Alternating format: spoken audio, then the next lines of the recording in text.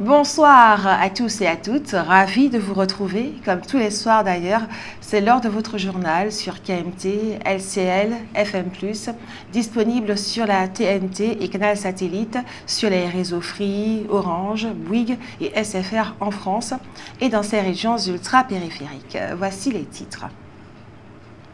La SOR Martinique a souhaité apporter des éléments d'information sur la situation face aux difficultés d'alimentation en eau potable rencontrées sur la commune de Case-Pilote.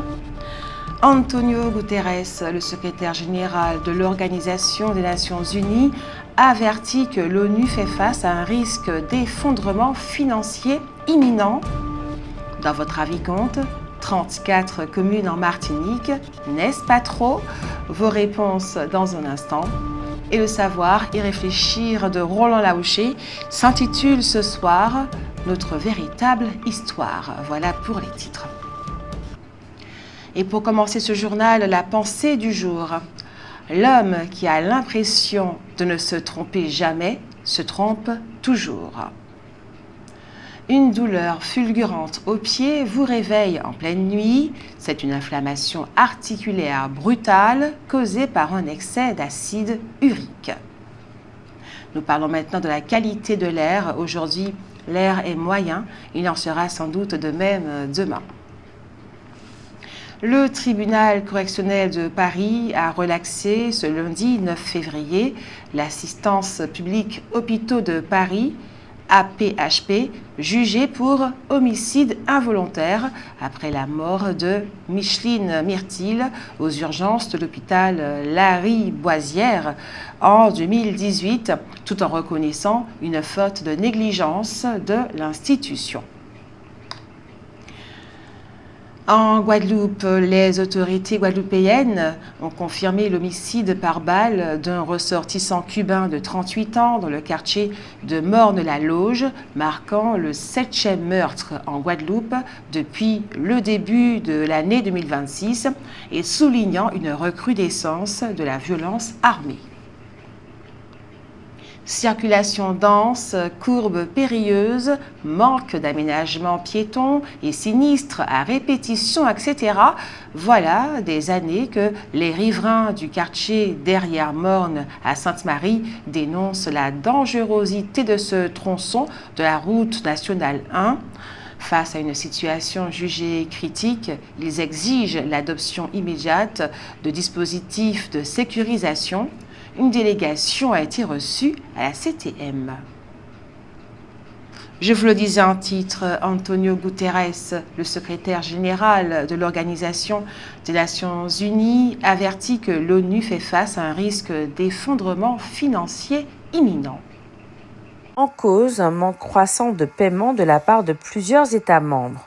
Dans une lettre, Antonio Guterres, le secrétaire général de l'ONU, explique que contrairement aux crises passées, la situation actuelle est radicalement différente car certains pays décident désormais de ne plus verser leurs contributions obligatoires au budget ordinaire qui en finance une part importante.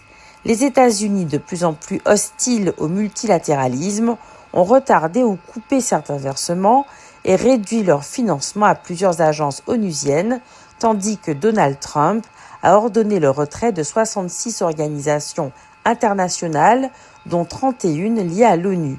Fin 2025, l'organisation cumulait ainsi 1,6 milliard de dollars de cotisations impayées, plus du double de 2024, alors même qu'elle doit en parallèle rembourser aux États les crédits non dépensés. Pour faire face, l'ONU a déjà gelé des embauches, retardé des paiements et réduit certaines missions, mais le secrétaire général prévient que ces mesures ne suffisent plus. Il craint de ne pas pouvoir exécuter entièrement le budget programme 2026 et estime que les liquidités pourraient être épuisées dès juillet. Il appelle donc les États à payer pleinement et dans les délais ou à accepter une révision profonde des règles financières. Le budget ordinaire 2026, fixé à 3,4 milliards de dollars, a déjà été réduit de 7% et s'accompagne de la suppression d'environ 2400 postes, l'un des arbitrages les plus sévères de ces dernières années. Sur le papier, Les États-Unis restent le premier contributeur avec 22% du budget sur 2025-2027, suivi de la Chine, environ 20%. Mais le décalage entre engagement théorique et paiement effectif fragilise désormais la capacité de l'ONU à fonctionner. Les villes du Carbet et de Bellefontaine sont le théâtre ce mardi 10 février de l'exercice 2026 Interadministration de lutte contre la pollution maritime dénommé Polmar. Cette année, le scénario vise à déployer et à coordonner les moyens des différents acteurs en charge de l'antipollution à la suite de la souillure d'un pétrolier en difficulté au large des côtes. Art urbain et culture, le festival Armada en pleine effervescence à Fort-de-France. Ce festival Armada se déroule avec des fresques murales et performances hip-hop engageant artistes locaux et publics autour d'un dialogue culturel et artistique vibrant. Bonne reconnaissance nationale pour la filière apicole martiniquaise. Lors du 9e concours des miels de France, organisé le 5 février dernier, les savoir-faire du territoire ont été mis à l'honneur. Cadeau Miel, entreprise familiale créée en 2022, s'est distinguée en remportant 2 distinctions majeures, une médaille d'or et une médaille d'argent, auquel s'ajoute le coup de cœur du jury, saluant la qualité et l'originalité de sa production. Depuis plus d'un siècle et demi, l'espérance de vie a progressé régulièrement dans les pays riches, en Europe notamment. En France, elle atteint actuellement 85,9 ans pour les femmes et 80,3 ans pour les hommes, mais des failles apparaissent.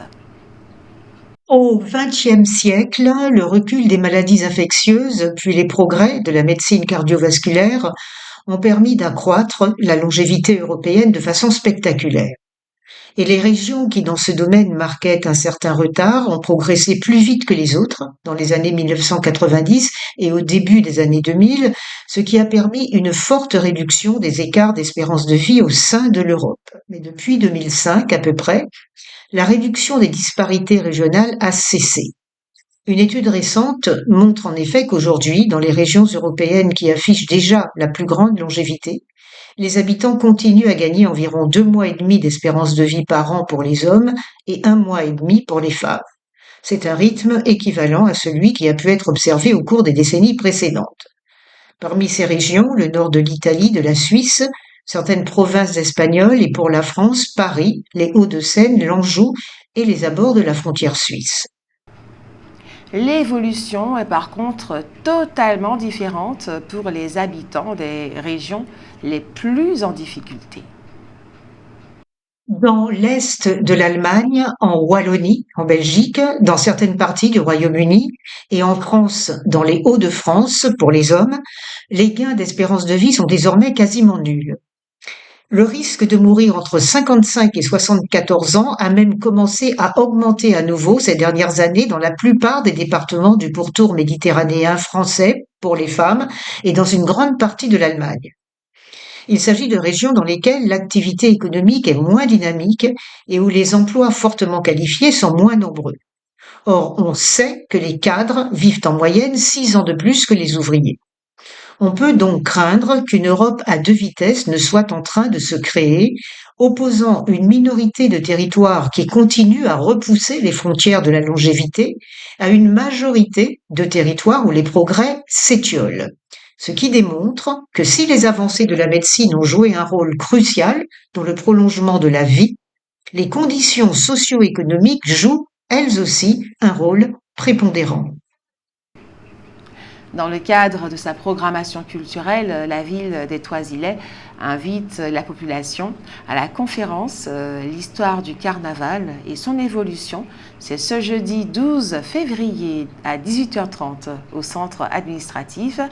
Animée par Serge Pin, historien, cette rencontre proposera un voyage à travers le temps pour mieux comprendre l'évolution du carnaval martiniquais, de la période de l'esclavage à nos jours.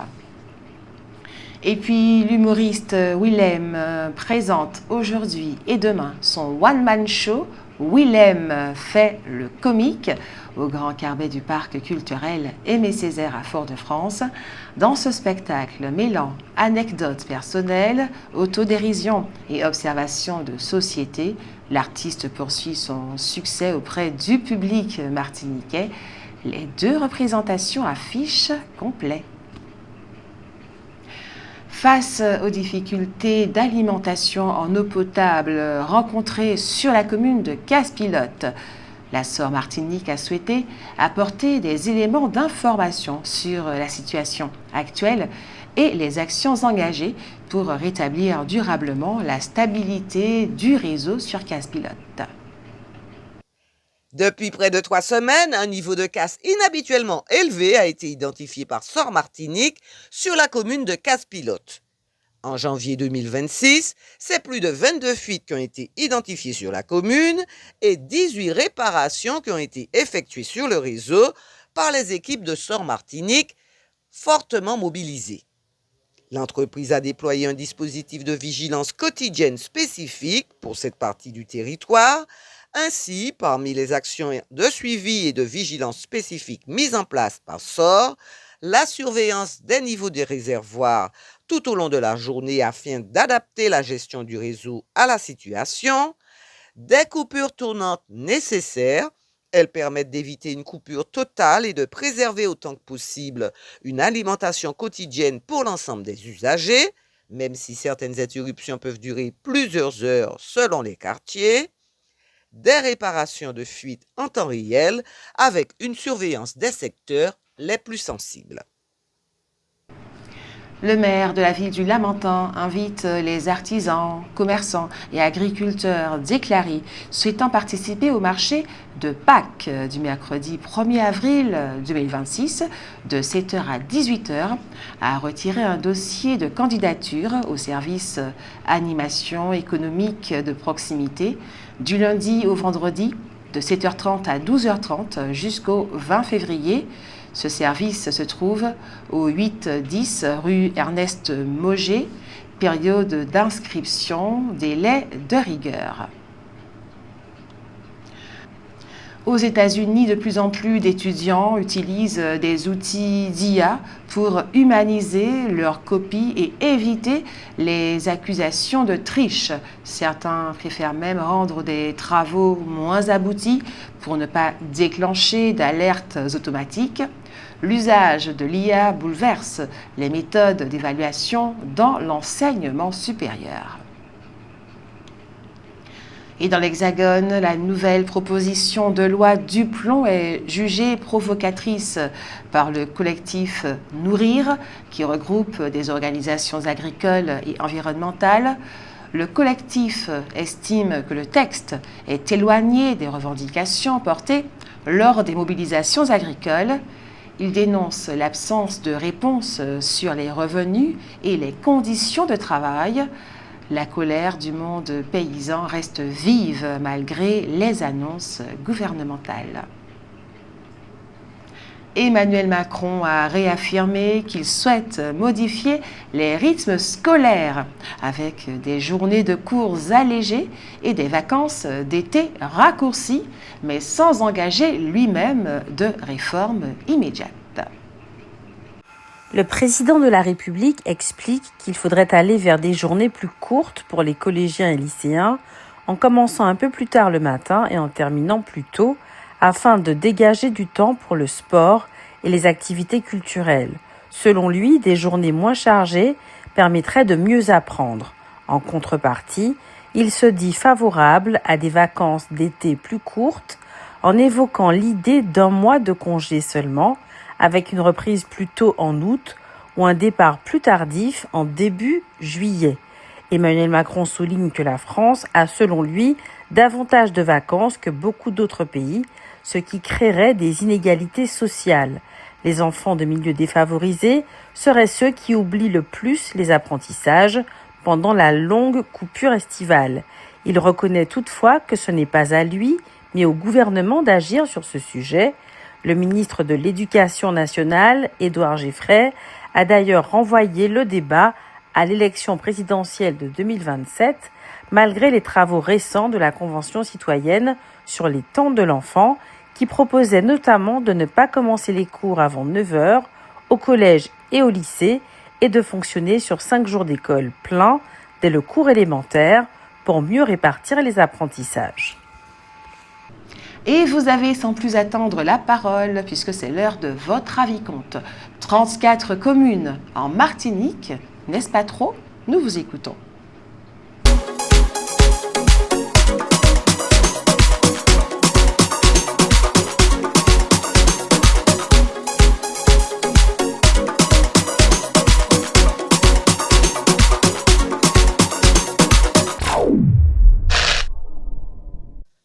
Communes en Martinique, n'est-ce pas trop? Alors, c'est trop parce que au niveau de la gestion, allez, quand on regarde en France et tous les regroupements qu'on fait aujourd'hui, on regroupe les hôpitaux, on regroupe les services des impôts, on regroupe tout et on garde 32 communes. Et puis après, tout le monde se plaint de ne pas avoir les budgets nécessaires. Donc, autant faire des regroupements de communes et puis ce sera, pour moi, c'est plus facile à gérer. Trop, oui, puisqu'il y a peut-être des communes qu'il faudrait fusionner avec des plus grandes. Voilà, parce que il y a des communes, par exemple, la dernière fois j'ai regardé l'émission, il y avait une où il y avait, je ne sais pas si c'est Font-Saint, non, c'est pas Font-Saint-Denis. Il y a une où il n'y a pas beaucoup d'habitants, il faut fusionner. C'est, voilà. Oui, il y en a tout. Même, une petite couch. Alors là, une commune, on va pas coucher pour une commune, on va regarder. Et puis, ouais. Non, je ne pense pas. Après, tout dépend de ce que ça engendrerait. Est-ce que ça peut, est-ce que ça impacterait sur, sur les finances, voilà, niveau organisation, qu'est-ce que ça va coûter de remanier tout ça? Voilà, c'est une question qui se pose. Après, les gens sont très chauvins, très attachés à leur commune, comme vous dites. Ceux qui viennent du Verpré, c'est Verpré pour eux, c'est pas forcément le Robert. Enfin bon, on a des petites particularités comme ça. Donc, la question se pose. Après, tout dépend de ce que ça coûte en termes d'organisation, de changement. 34 communes en Martinique, n'est-ce pas trop? Parce qu'il y a des endroits où on peut même en faire encore d'autres communes, comme par exemple Sainte-Marie, Mon-Désert, Sainte-Marie, tout ça, on peut en faire. Non, ça me semble cohérent quand on est 34 communes. Aujourd'hui, tu as peut-être certains quartiers qui prennent beaucoup de place dans les communes, mais aujourd'hui, je pense que le découpage est fait correctement. Non, c'est pas trop, hein. C'est pareil, c'est parce que on est, par exemple, comme je vais prendre l'exemple sur Sainte-Marie, qui est Mon-Désert, pour voir qu'il y a beaucoup plus d'habitants que Sainte-Marie même. Alors, je trouve que c'est normal. Ils peuvent faire 2 communes dans Sainte-Marie. On peut rajouter. Voilà, on peut rajouter. Voilà. Après, c'est pareil pour Robert. Tout à fait. Je pense qu'il y a trop de petites communes, donc s'ils pouvaient se regrouper, ça serait bien. Voilà, mieux. Voilà.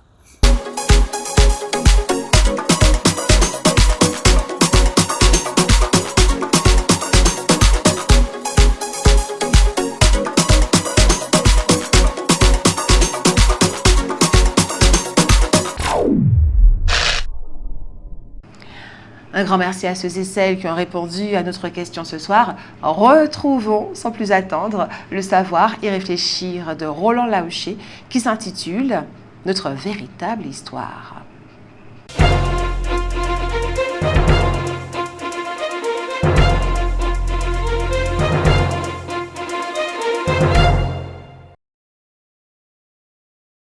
Après 1848, plutôt que de demander réparation, plutôt que de brûler les plantations où ils avaient tant souffert et leurs propriétaires avec, plutôt que de partir en guerre contre leurs anciens maîtres et la France, les Martiniquais de 1848 ont décidé de partir à la conquête de la seigneurie d'eux-mêmes. On avait tenté de les persuader qu'ils n'étaient rien. Eh bien, ils allaient démontrer qu'ils n'étaient rien moins que l'égal du maître. Et ce combat-là, cet énorme combat-là, ils l'ont gagné en même pas 100 ans. La départementalisation est intervenue en 1946. Nombreux sont les Martiniquais qui affirment que les Français sont racistes et que le seul rapport qu'on puisse avoir avec la France, c'est de lui réclamer réparation. D'autres, ils ne parlent pas forcément de racisme, lui demandent de leur donner leur indépendance. D'autres, c'est l'autonomie. Et puis, il y en a, ils sont majoritaires dans les urnes, qui préconisent le statu quo. Nous pensons, pour notre part, qu'il est temps de diriger les projecteurs de l'honnêteté sur l'histoire de notre pays. Ce que ne font jamais bien des historiens qui ont pignon sur rue de notre pays parce qu'ils sont en réalité des militants d'une cause ou d'une autre avant d'être des historiens. Ainsi, ils parlent tous de la France lorsqu'ils parlent de notre histoire. C'est évident, c'est obligatoire. Les deux sont inconditionnellement liés jusqu'à aujourd'hui. Sauf qu'en réalité, il n'y a pas la France. Il n'y a pas une seule France dans notre histoire. Il y en a deux et même trois. Notre histoire est liée à la France monarchiste, puis à la France républicaine, puis à la France impériale avec Napoléon Bonaparte. Et cela est très important. Nous l'avons déjà signalé, ce n'est pas par hasard que, souvent, à la fin de leur discours, les hommes politiques français majeurs disent « Vive la France, vive la République ». C'est qu'ils savent bien que la France républicaine n'est pas la même que la France monarchiste ou impériale. Et de fait, nous concernant, la France républicaine ne s'est pas comportée avec les Antilles comme les autres. Elle a, cette France républicaine, aboli l'esclavage à 2 reprises quand les deux autres France l'ont installé et réinstallé. Et elle a aboli l'esclavage, cette France républicaine, alors qu'elle se battait pour exister elle-même contre la monarchie qui n'a pas abdiqué si facilement que cela. C'est en février 1848 que le roi Louis-Philippe abdique, et c'est en avril, 2 mois seulement après, et alors qu'il est seulement sous-secrétaire d'État aux colonies, dans un gouvernement provisoire tout neuf et très fragile, que Victor Schœlcher rédige les décrets qui vont mettre fin à l'esclavage dans les colonies. Et heureusement, puisqu'avec la complicité de chefs militaires, Louis-Napoléon Bonaparte reprend le pouvoir le 2 décembre 1851. En réalité, Victor Schœlcher ne méritait pas le sort qui lui a été réservé à Fort-de-France par les militants rouges vert noirs. Il s'est battu pour nous, et nos aïeux en 1848 l'ont parfaitement compris. S'opposer à la France de ce moment-là, à la France de la Seconde République, ça aurait été s'opposer à une France amie, qui ne les a jamais mis en esclavage et qui, au contraire, leur a donné un bien, ou plutôt 2 biens, infiniment précieux, la liberté et l'instruction. Cette France-là, cette France amie, leur a donné la possibilité de sortir de l'ignominieux travail forcé où s'affaissait leur santé et leur dignité pour franchir le seuil de l'école de la République qui allait leur donner l'occasion de démontrer qu'ils étaient des hommes à part entière, talentueux et ingénieux. Et cette chance-là nous a été donnée. L'égalité pleine et entière, inscrite dans sa constitution par une France républicaine qui avait failli périr elle-même à 3 reprises, en 1870, en 1914, en 1939. Oui, tout au long de notre histoire, il y a eu plusieurs France. Et après le savoir et réfléchir de Roland Laouché, pour finir, la rubrique santé plein feu sur les aliments pour bébés trop sucrés. Tous les parents n'ont pas le temps de faire la purée maison pour bébé. Alors ils se tournent bien souvent vers des préparations bien pratiques. Mais elles sont souvent trop sucrées et contiennent des arômes et des additifs. Consommation Logement Cadre de Vie, CLCV, a réalisé un relevé de plus de 200 produits en juin et juillet 2023 dans 9 enseignes de la grande distribution et constate dans le compte-rendu que 30% des références contiennent des ingrédients sucrants, du sucre, du miel ou du chocolat par exemple, C'est un constat d'autant plus alarmant que la multiplication de produits de type snack et dessert dans les rayons d'alimentation infantile normalise le concept de grignotage et la prise de desserts sucrés en fin de repas, comme le montre la plupart du temps la publicité. Dans le détail, 85% des produits laitiers étudiés contiennent des ingrédients sucrants, qu'il s'agisse de sucre de canne, de dextrose ou encore de caramel. En outre, 77% des snacks sucrés ou salés contiennent divers ingrédients sucrants. Si références rencontrées ne contiennent pas d'ingrédients sucrants, c'est donc possible. Pour cette association, ces constats montrent que la réglementation européenne n'est pas assez stricte pour les industriels et devrait être mise à jour. Elle doit fixer des teneurs maximales en sucre, matières grasses et sel, en se basant sur la recommandation de l'Organisation mondiale de la santé. L'association demande en outre aux industriels d'améliorer la qualité de l'offre de produits alimentaires pour les enfants. Voilà, c'est la fin de ce journal. Merci à vous de l'avoir suivi. Merci de votre fidélité. Ce journal a été réalisé avec la participation de Jordan Adélaïde, Jean-Michel Césaire, Jenny Georges, Alain Jean-Paul, Daniel Jazz, Sarah Verne, Hugues Blandy, Marie-Josée Joseph, Simao Laouché et Roland Laouché. Il est diffusé à 18h30, 20h, 22h et demain 6h25. Il est également disponible en multidiffusion sur la TNT, Canal Satellite, sur les réseaux Free, Orange, SFR et Bouygues en France. Vous pouvez bien entendu revoir votre journal sur notre site kmttélévision.fr. Je vous souhaite une agréable soirée. Prenez soin de vous. Je vous dis à demain et que Dieu garde la Martinique.